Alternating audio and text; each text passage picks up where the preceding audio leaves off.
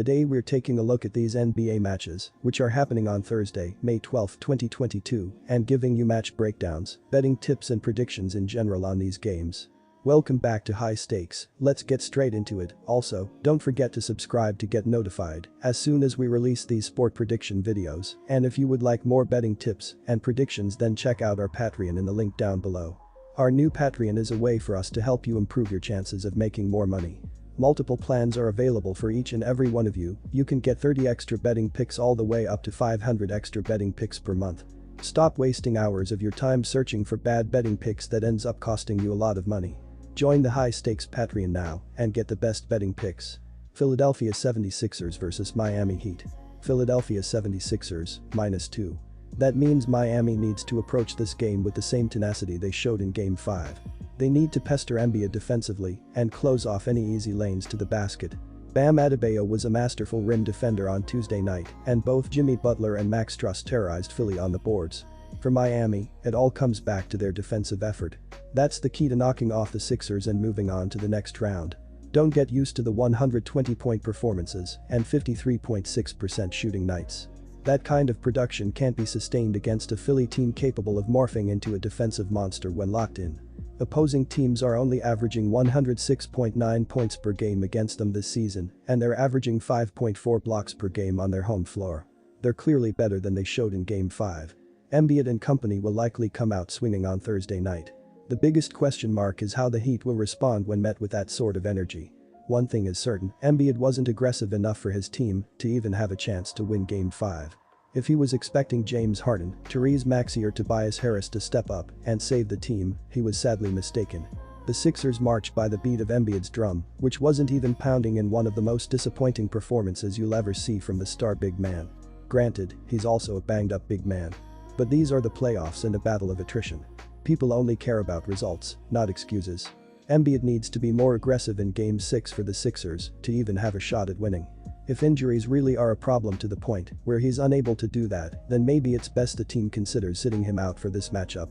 This would be a nice time for James Harden to turn back into an offensive juggernaut. At the very least, the Sixers would greatly benefit from him attacking the rim, drawing fouls and feasting at the charity stripe. Joel Embiid hears the outside noise, including Charles Barkley's comments. It's hard to envision him doing anything less than going out on his shield in this series. The Sixers are clearly better than what they showed in Game 5, and I expect them to come out with a vengeance on Thursday night. The Heat are averaging the 6th most fouls per game this season. There's no reason for the Sixers to just be standing around and throwing up shots. They need to put the ball on the floor and challenge the Heat at the rim. Not only can they get key players in foul trouble, but they can also add to their point total with easy buckets at the free throw line. The Heat were scorching from the floor on Tuesday night, but that sort of effort isn't sustainable for a team averaging 45.6% shooting on the road this season. Who can forget their pitiful 79-point performance at the Wells Fargo Center in Philly? They'll come back down to earth in this head-to-head meeting as Embiid and the Sixers rumble to a victory and push the series to Game 7. Our total pick is under 207. And here is why. The Philadelphia 76ers are averaging 105.8 points on 47.1% shooting and allowing 104.6 points on 45.2% shooting.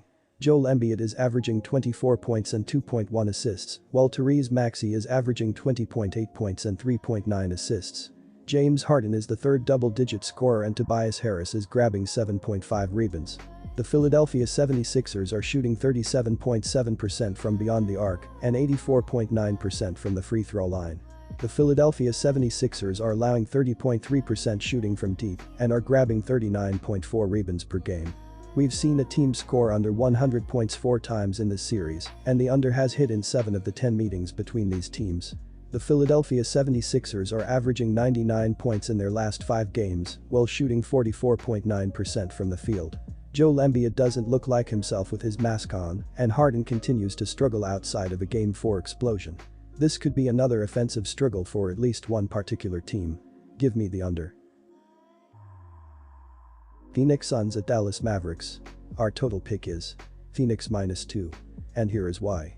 After the teams traded blows through the first 4 games of the series, the Suns asserted control with a dominating performance in Game 5, moving 1 game from the Western Conference Finals. The defending conference champs will be looking to close it out Thursday and avoid a winner-take-all showdown back in Phoenix. The Suns shot the ball well from the field in Game 5, averaging better than 49% from the field, including 37.5% from beyond the arc. The Suns have been the best shooting team in the NBA this season, averaging 48.5% from the field, while averaging just shy of 115 per contest. As the scene shifts back to Dallas for Game 6, the Mavericks will look to follow the blueprint that led to wins in Game 3 and 4 by defending their home floor and forcing a decisive Game 7.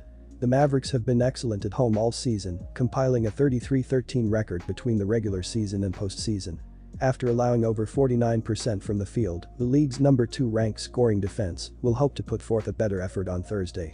Dallas has held opponents below 105 points per game this season, but struggled at times against a potent Suns offense, conceding an average of 111 points through the first 5 games of this series.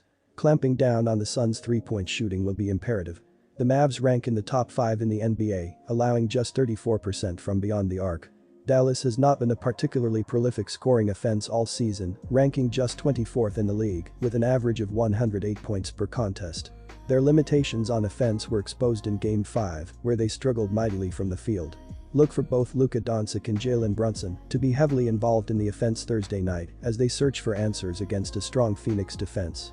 Limiting turnovers and closing the gap in rebounding will both be key areas as Dallas cannot afford to give away possessions or give Phoenix multiple second-chance looks.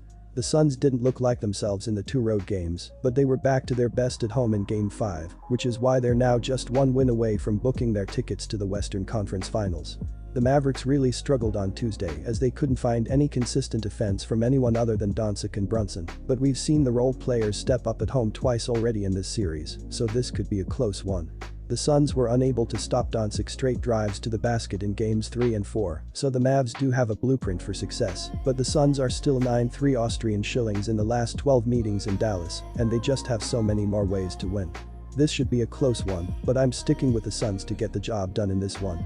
Our total pick is under 212. The Phoenix Suns look to be in trouble after dropping both of their road games, but they were able to reclaim the series lead with a 110-80 win over the Mavericks in Game 5 on Tuesday. Devin Booker provided the early spark for the Suns and finished with 28 points on 11 of 20 shooting. DeAndre Ayton added 20 points and 9 rebounds on 9 of 13 shooting in just 22 minutes of action, while Michael Bridges and Cameron Johnson each scored 14 points. As a team, the Suns shot 49% from the field and 12 of 32 from the three-point line, but this win was more about their defense as they held the Mavericks to just 20 points in the second quarter to take the narrow lead at halftime before they dominated the second half by 61-34 to make it a complete blowout in the end. The Dallas Mavericks will now be playing to keep their season alive after getting completely dismantled by the Suns in a tough loss in Game 5 on Tuesday. Luka Doncic got off to a solid start and led the team with 28 points, 11 rebounds and 2 assists. Jalen Brunson added 21 points on 9 of 17 shooting, while Davis Bertans chipped in with 10 points off the bench, but no other player finished in double figures in scoring. As a team, the Mavericks shot just 38% from the field and 8 of 32 from the three-point line as they hung in the contest in the first half, but the lack of scoring depth caught up to them once again as they were never in the contest after managing just 14 points in the third quarter. Reggie Bullock had a night to forget as he finished scoreless on 0 of 5 shooting in 35 minutes of action. All-Star Devin Booker matched a game high with 28 points on 11 for 20 shooting and pulled down 7 boards. DeAndre Ayton contributed 20 points and 9 rebounds for the Suns. The Dallas Mavericks won 29 of their 41 home games during the regular season and 4-1 at home this postseason. During the Game 5 loss, Dallas was limited to 34 points during the second half and were out-rebounded by a 50-38 margin. The fourth-seeded Mavericks missed 24 of their 32 three-point attempts and shot just 38% overall.